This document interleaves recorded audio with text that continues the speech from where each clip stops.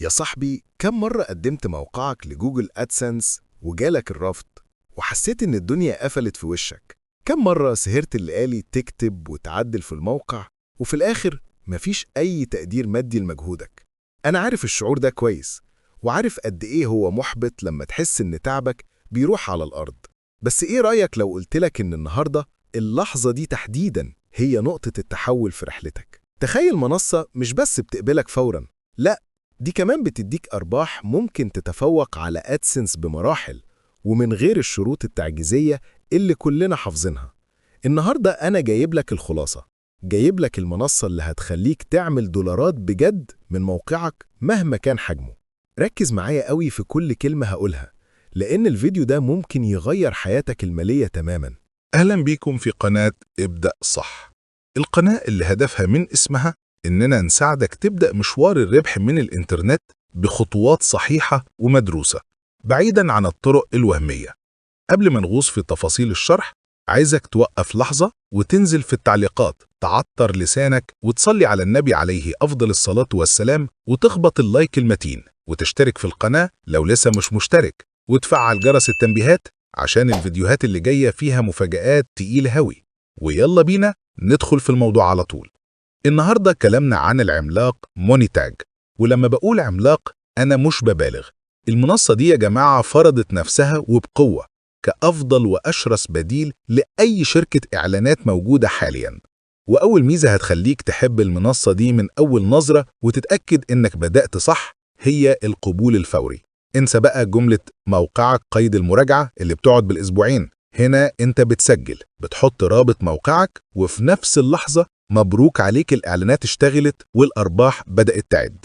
والميزة اللي بجد جامدة جدا إنهم بيقبلوا كل أنواع الدومينات.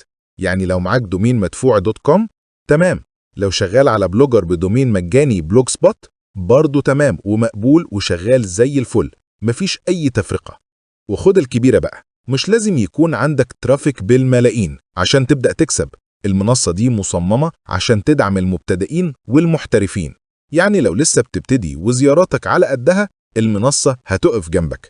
والسر هنا إنهم بيستخدموا تقنيات ذكاء اصطناعي متطورة جدا، بتحلل الزيارات بتاعتك وبتعرف تطلع منها أعلى عائد ممكن. وهنا لازم نتكلم عن CPM أو العائد اللي كل 1000 ظهور. في مونيتاج العائد ده بيعتبر من أعلى المعدلات في السوق، وبينافس أدسنس بقوة.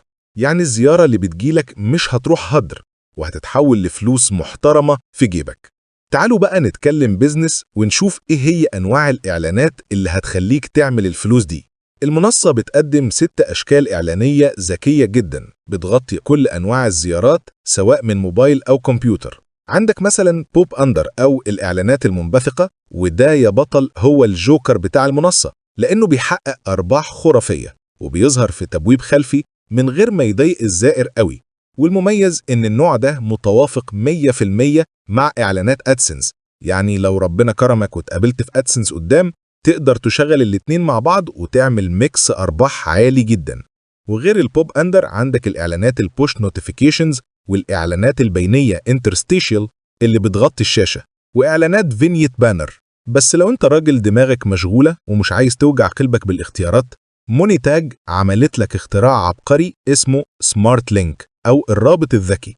ده عبارة عن لينك واحد انت بتحطه في موقعك أو حتى تنشره، وهو بالذكاء الاصطناعي بيعرف الزائر ده جاي منين وإيه جهازه، ويعرض له أنسب إعلان يجيب لك انت أعلى ربح. يعني انت بتريح دماغك والتكنولوجيا هي اللي شغالة ليك. نيجي بقى للنقطة اللي بتهمنا كلنا كشباب بتدور على أكل العيش، وهي الفلوس هتوصلني ازاي؟ بص يا سيدي، مونيتاج بتقدم مرونة رهيبة في الدفع. لو انت راجل بتميل للبنوك الإلكترونية فعندك باي بال، والحد الأدنى للسحب فيه هو $5 بس. تخيل، يعني بمجرد ما تعمل $5 تقدر تسحبهم فوري ومن غير أي رسوم خصم. ولو ليك في بايونير فالحد الأدنى $20 وبرضه السحب فوري وبيوصلك بالدولار. وده شيء ممتاز جدا وبيطمنك إن تعبك مش هيضيع. أما بقى لو انت حوت في عالم الكريبتو والعملات الرقمية، فالمنصة دي ملعبك.